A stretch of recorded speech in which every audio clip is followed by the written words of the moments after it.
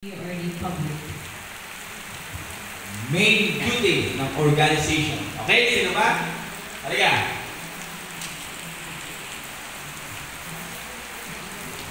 Police training, for me, public safety is done with different uniform personnel in order to safeguard lives and properties for peace and order.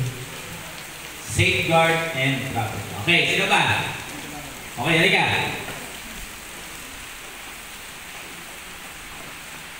Safeguard and property. From the word public safety, sir, it pertains to the assurance to the public to ensure their safety, including the number one mission is to protect the life and property, including the rights of every individual. Sir. Protect the lives and protect the property and lives. Okay? Anyone? Sino ba? Okay? Okay, sige. Public safety. Okay. Everybody on your feet.